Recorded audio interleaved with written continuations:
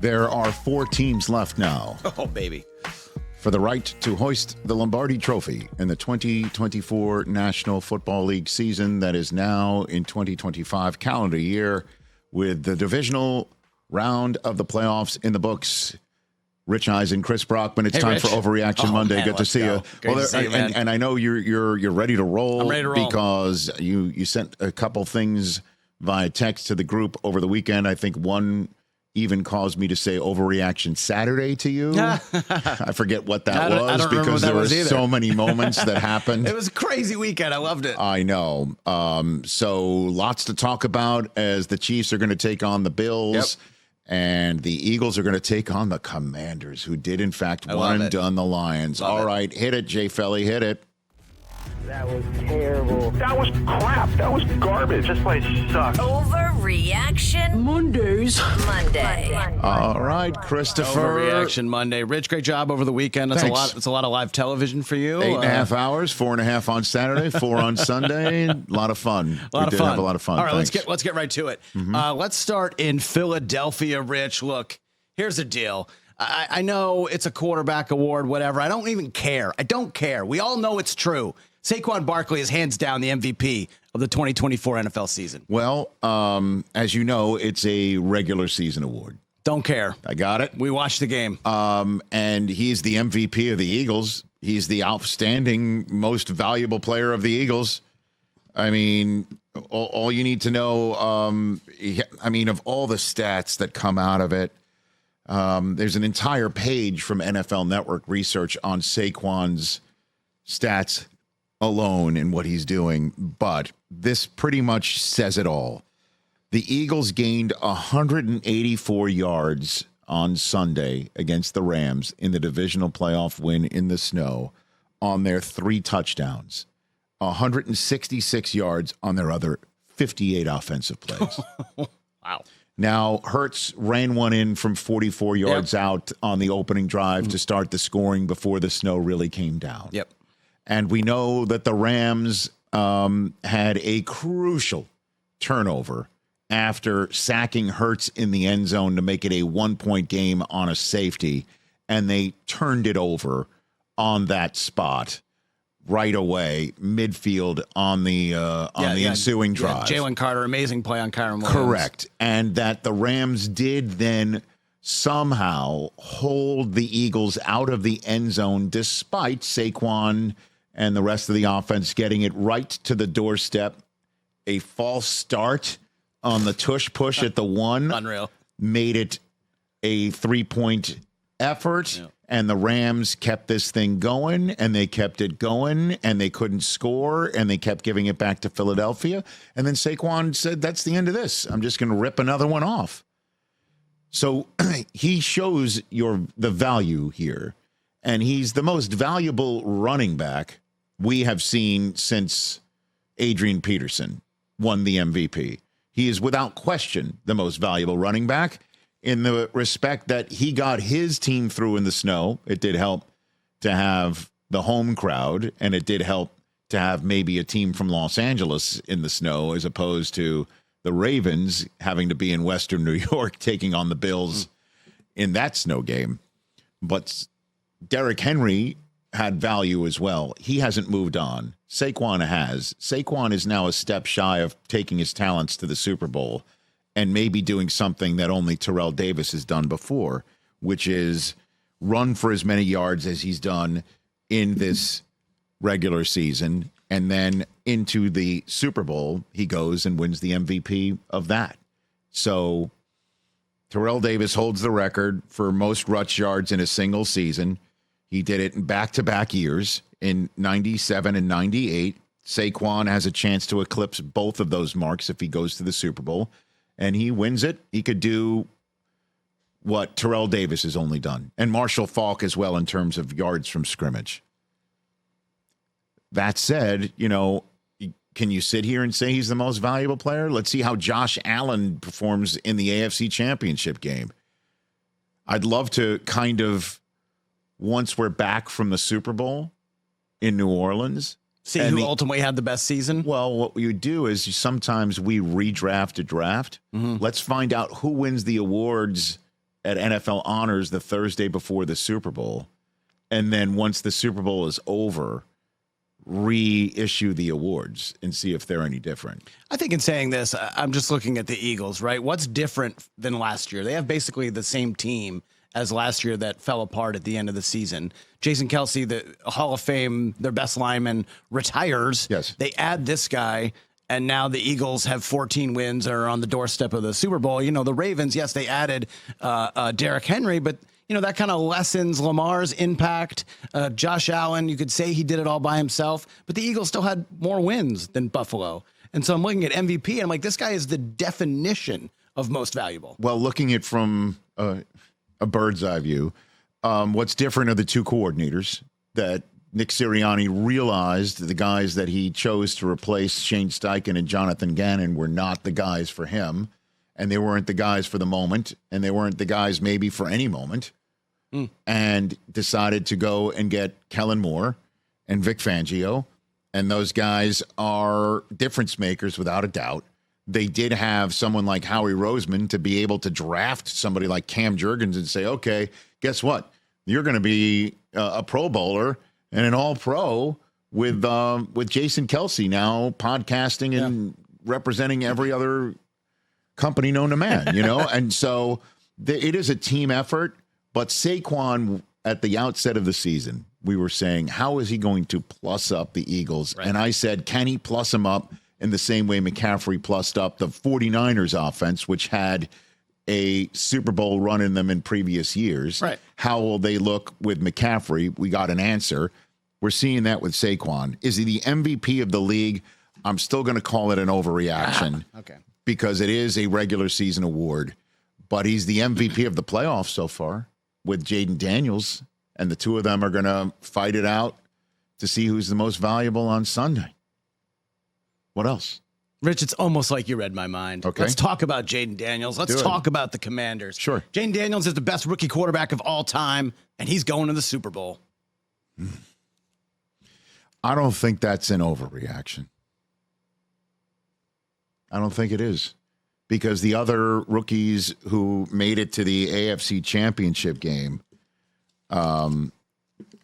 they were game managers. I remember when Ben made it to the Super Bowl, and, you know, I remember when Ben made it to the Super Bowl, he wasn't a rookie, but it was don't screw it up. Right. It was game manage. It was Bill Cowher, and Bill is on the Thursday show of the flagship, and I can't wait to talk with him about this, because Ben was the guy that just game manage, don't screw it up, don't do anything too crazy extending the plays, just let Bettis handle it, just get it in the hands of Hines Ward or Randall L to throw it to Hines Ward, right. You know, and the other rookies to start in a conference championship game, listen to these guys: Brock Purdy, Mark Sanchez, Roethlisberger, Sean King, and Joe Flacco. None of them won the championship game. And many of them, certainly Sanchez, were just like ground and pound, don't screw it up. Right. Rely on the Jayden defense. Daniels is like, oh, we'll put the ball in your hands every fourth down inside the 5. I love it. You know what I mean? Yeah. Like it's a different task that's being asked of him. And it's a different result being handed in because of his remarkable, precocious abilities. And so, yeah, I don't think it's an overreaction to say we're seeing the greatest rookie quarterback season ever. If he makes it to the Super Bowl, then it's sealed. He's the first ever to do that. Yeah. But he's going to win Offensive Rookie of the Year. None of those other quarterbacks did, right? Who went to the... No. Yeah. I don't know. Maybe Flacco did. I wouldn't know who was when Roethlisberger was. I think he might have won Offensive Rookie of the Year. I'd be stunned if he didn't, because Ben won. He got a start in the middle of the season. Oh, he was 13-0. The early part of the season. Then he just made it to the AFC Championship game. But be that as it may, I mean this also. Listen to these stats. I'll repeat it on the flagship show. Yes, the defense is playing better, right? Yes. And yes, the playmakers were there for the kid to start utilizing and bringing out. Yes. Okay. Yeah, Ben did win Rookie of the Year that year. The 2024 Commanders have now ended the following droughts this season. Okay. Don't forget, they were second overall on the clock. Mm-hmm. They ended a 7-year drought without a winning season, an 11-season drought without winning double digits in a regular season. They ended an 18-season drought without a playoff win and a 32-season drought without a conference championship game appearance all in 1 year. Who did that? Perhaps the greatest rookie quarterback we've ever seen. And in terms of going to the Super Bowl, every single time when the Commanders advanced past the divisional round in previous years, they made it to the Super Bowl in the last 2 times, 91 and 87. So that's ancient history. Mm-hmm. Obviously, we're talking about the here and now. I proffer to say the Philadelphia Eagles fans are looking at this thinking, well, we've beaten them before. And then deep down in their inner monologue, they're like, oh, shit. Yeah, Because the Why Not Us team is coming with a kid who just says, okay. Yeah. So not an overreaction, Chris. Love it. All right, let's go to the other team in that game. Got to talk about it. The Lions need a modern, dual-threat quarterback if they want to be real Super Bowl contenders. Now I know you've been chipping away at the Jared Goffness of it all. I was just right. I mean, I just think we saw it play out on Sunday. We saw it play out in his couple bad games during the regular season. This is what happens. Yeah, it's unfortunate. I mean, he's a great guy. If you're talking and about, he's been awesome for them in the regular season. But quarterback-driven league, I understand it. I understand quarterback-driven league. And when you lose, you're blamed. When you win, you got rose petals thrown. And 5 giveaways in this game, not all of them Goff, but 5 giveaways, very damaging. I'll just call it an overreaction, and that it's now 2 years in a row. Like last year, it was the coach's decision making that was the finger of blame in the NFC Championship game. This time around, you also have to include the fact that in 4 of their final 6 games, including the playoffs, the Lions defense allowed 30 or more points. And at the end of the day, when you do take a look at which team had their star players on defense healthy and buzzing around like it was week 1 on Saturday night and who did not, that was a difference maker. It really was a difference maker. Detroit allowed 30 or more points in none of their first 12 games. For their last 6, the attrition on that side of the ball that we were talking about, would they be able to overcome it? They're going to have to win games 40-30. They couldn't. They lost this game 40-30 because of the turnovers, and you could say Goff is to blame. I understand that, but to sit here and say they're never going to get past, they need one of their own. Jayden Daniels, of course, you would love to have the running and passing threat at quarterback. You could see all 4 teams left. You could see it. I get it. I understand it. But to sit here and say there's no other way to skin the cat, for the lack of a better phrase, I still think is an outdated way to look at it. And I'll just call it an overreaction. Goff had some tremendous games this season. They won 15 games.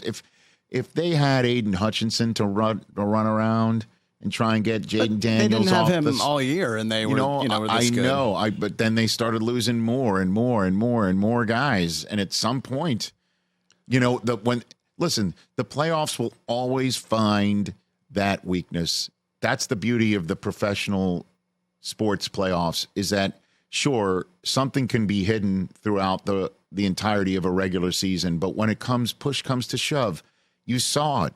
You saw it in the Rams game. Kyren Williams had some fumble problems this year, and they also had some problems protecting Matthew Stafford up the middle.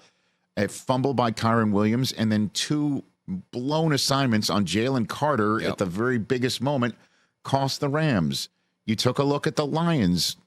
The attrition cost them. You take a look at the Texans.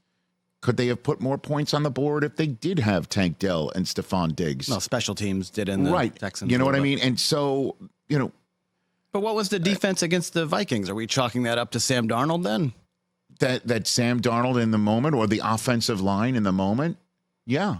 I mean, you could obviously pick and choose to fill any narrative you want, but I'll just say that, give me another year with Goff. Okay. And see how it goes here. I'm bummed for Lions fans. They would have been fun in New Orleans, obviously. They could be back. Halftime, or we keep it going? Keep it going. All right, man. keep it going. It's championship week. How about this one, Rich? Yeah. Oh, I'm going to get you with this one. Got to talk Chiefs. This is the easiest path the Chiefs have had to winning a Super Bowl in their dynasty run. Hear me out. Yeah, because I'm trying to figure out if you're... They're playing the Bills here, right? A team they have... is basically the only... Okay, keep going. They have absolutely owned in the playoffs, right? They lose in the regular season. Who cares? Okay. They've absolutely owned Buffalo and Josh Allen in the playoffs. They're 3-0. Mm-hmm. Then they get to the Super Bowl, and who are they playing? The Eagle team that they basically beat in the Super Bowl already, or with Saquon Barkley now, or a rookie. Have you seen the Chiefs defense? Or they're playing a rookie quarterback. This is the easiest path to a dynasty, to a win in the Super Bowl the Chiefs have had. You can't just. What do you think? So if Jayden Daniels gets the Commanders to the Super Bowl, all of a sudden he's going to turn into a pumpkin and start seeing a deer in the headlights because it is the biggest game of his entire life in New Orleans where he went to college. Yeah. And that's so that's a lot. So oh my God! Extra all of a sudden to think about we will have finally found the one moment where Jayden Daniels goes, you know what? I forgot to pee down my leg. Let me start peeing. You know what I mean? Like so. And then the Eagles, let's say the Eagles get past Jayden Daniels and they're showing up in the Superdome, and the Eagles are there with that defense, with an injured quarterback, with a maniac head coach, with a passing game that looks pretty terrible. And the Bills were just tossing that out because they own the Bills in the playoffs. They own the Bills in the playoffs. Okay. Yeah. Easiest path for the Chiefs. All right. Dude. Are you already front-loading the asterisk that's going to be next to the first ever three-peat in the history of the NFL? Is that what you're saying right here? Wow, those are your words. That's a strong assumption. Are you really going to take a 15-win, the first ever 15-win team coming off of back-to-back Super Bowls? That's already never happened. They've already hit that high water mark with a 300-win all-time head coach now in Andy Reid and Patrick Mahomes, who is zeroing in on Tom Brady before age 29, and you're going to take these accomplishments with Chris Jones and Karlaftis and all of this stuff, and you're going to front load but who have they really beaten? No card. Absolutely not. Those are your words. Those are not mine. This is exactly what you're saying. That is not what I'm saying. I'm saying if they don't win, come on, guys. This is the easiest path you'll have. A team you've owned, a team you've already beaten the Super Bowl, and a rookie quarterback. And the other, and the Texans too. And the Texans in the first playoff window. So what do you? So if the Ravens had made it, this wouldn't have been a conversation. Or if the Rams had made it, you'd be like, come on, the Rams and the Commanders. This is nobody from the NFC North. The second place finisher in the NFC East. The NFC West, one of the weakest divisions that we thought in football. Who are the Rams? They're so young. Honestly, you could keep on. You have to beat the teams in front of you. And you also have to make sure you're not beating yourself. Get out of here with this nonsense. Well, it helps when you have help on the field. Oh, okay. Speaking of, are you going to do the 12th man? You talking about the 12th man being the Zebras? Speaking of, Rich, the NFL has to make every penalty involving the quarterback reviewable. It's time. Every penalty involving does that include holding too, to protect the quarterback? Involving the quarterback. Okay, so hitting the quarterback. Okay. Here's the issue. Because look, it's a bad narrative when fixed is trending and you got head coaches and star players after the game wondering if they're playing against more guys than just the 11. Got it. That's not good. That's not good. When the head coach of the Texans intimates that they were going against a stilted, that Clay Martin was in Andy Reid's pocket. And then Will Anderson just says it. Okay, right. That's not great. It's not great. All right. And I think to quote one of the individuals that you think is overprotected, Roger Goodell will no doubt sit here and say that'll get handled when it gets handled. When the Texans receive, a FedEx. Worth every penny. Got it. Okay, understand that's your point, your opinion. Nothing will ever stop the hashtag fixed crowd from popping that into their phones and having their thumbs hit send. Sure. Certainly, if said individual with their thumbs is going to have to go full hand into their pockets because of it. Mm-hmm. Okay, so you're never gonna fix that fixed thing. The answer here is the NFL will never, I don't think, institute anything that has an individual that is not on the field put a flag on the play. They will never have replay assist or the monitor viewer upstairs say the referees didn't call a penalty after further review. We noticed it. Put the flag down on the field. The only time where that will ever happen and has happened is for 12 men on the field. Mm-hmm. Okay, they're never going to do it for delay a game. They're never, if it's not called on the field, they will not put a flag down on the plate using replay. So you have to get what you're looking for, you have to say anything that's flagged for 15 yards. If you want to say involving the quarterback, fine. I think it should be players colliding. Receiver gets hit. Is it in the chest? Is it in the head and neck area? Is it using somebody's crown of the helmet? That sort of stuff. Anytime a 15-yard penalty is put on the field, you should review it. It should be immediately reviewed while the refs are talking about it. There's at least 10 to 15 seconds that can be built in for this process to be looked at. As soon as there's a flag, that's a flag for that sort of thing. Because you also see there's these belt packs, right? You could see also, every single time there's and I'm sure people are infuriated by this sort of thing, that the side judge runs in, spots the ball right at the first down line or past it and takes his arm or her arm and waves everybody up saying, I'm giving this a first down. And you'd be like sitting there going, wait a minute, just because you say there's a first down, right. We're moving the chains. Like, wait a minute, I think that's close enough. It should be reviewed. Like, let's hold up the chain moving party here, everybody. Mm-hmm. Okay. In that same respect, let's have the flag thrown, have somebody look at it. And to my estimation, the two 15-yard penalties that were called in this game because Mahomes was involved and he was being roughed, according to Clay Martin or the officials throwing it.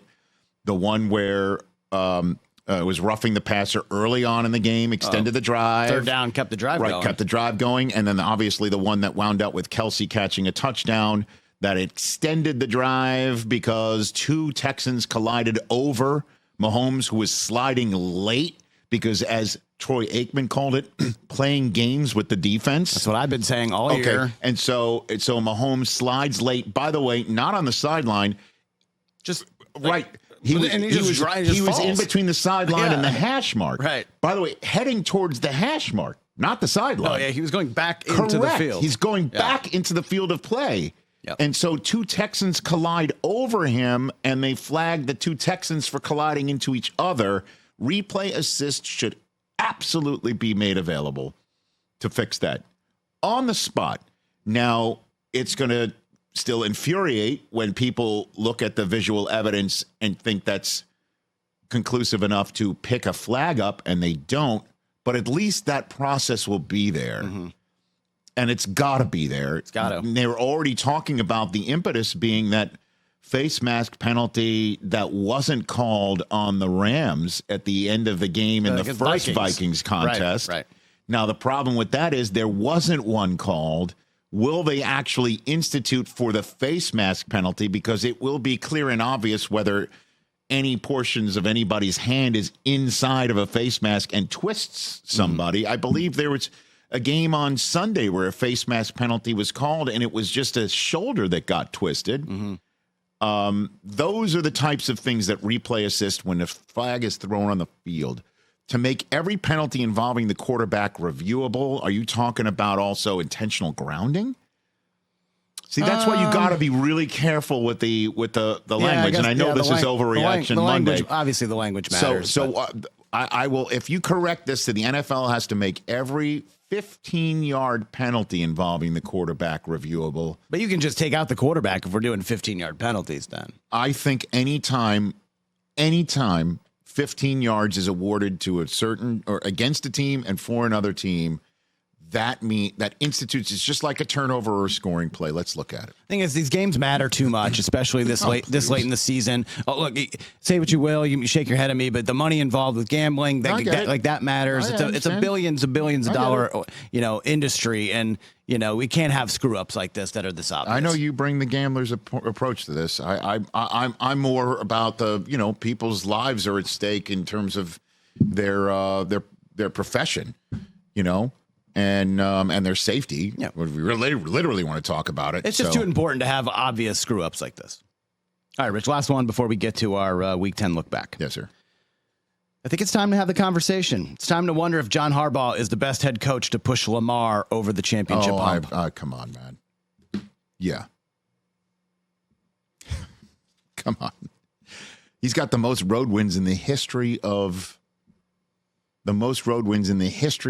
professional playoff coaching.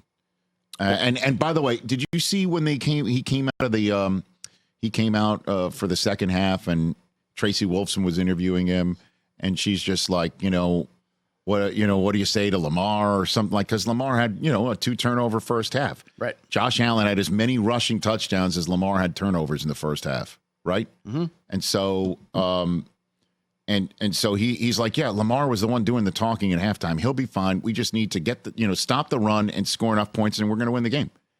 And basically, what he said occurred in the second half. He basically said we have to stop the run and we'll score our points and win the game. They just didn't score in 2 different 2-point conversions. If you want, that's Todd Monken's call. And Todd Monken's call, I don't understand when Derrick Henry was steamrolling like Radiator Springs. He turned Buffalo into Radiator Springs, and he just was steamrolling them right down. And you got a 2-point conversion. Well, the head coach can say, give it to 22. I guess. I don't know, man.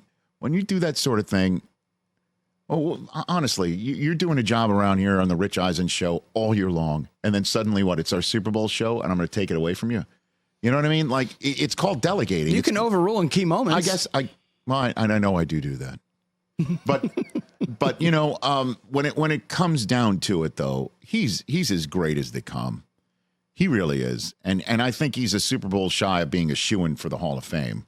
Since that Super Bowl, Rich, 4-7 in the playoffs. No, I understand, dude. And then why the weird Lamar meltdowns in the postseason? I don't know. Ask Lamar. Like, why is Lamar switching the ball in his hands? When he's clearly being sacked. Why do that? But Lamar also had a stupendous final drive. God bless Mark Andrews, one of the sweetest people on planet Earth, and one of the shorthanded people in the National Football League. He doesn't deserve to have that moment happen. Pretty gutted for him. An amazing defensive play on the fumble. Exactly. That was the other 2-point conversion. I mean, Lamar, and by the way, had he caught that, there was still 93 seconds left on the clock for Josh Allen. Correct. So, it just ended the Ravens' chances on the spot. And the defense, who knows what would have happened? Look, we have this conversation. I was rooting for overtime. I didn't want the day to end. No, of course not. Look, we have this conversation about Mike Tomlin endlessly, and I think it's fair to throw Harbaugh in there as well. It's time to ask questions. He's 62 years old. Look, Marty Schottenheimer went 14-2, 1 and done in the playoffs at the exact same age and got fired. I'm just saying it's maybe time to wonder about it. I disagree wholeheartedly. That's not surprising, but I disagree. I wanted to get it out there. Wholeheartedly. I couldn't disagree more in terms of being a CEO of an operation, and this franchise is absolutely one of the gleaming examples of what you can do with a philosophy and a style and a consistency from the top down. And and so is why Pittsburgh, would you flush it? We endlessly talk about Mike Tomlin. No. I mean, you could absolutely say the Ravens are far more successful in the Tomlin era since the Super Bowl. Same amount of rings.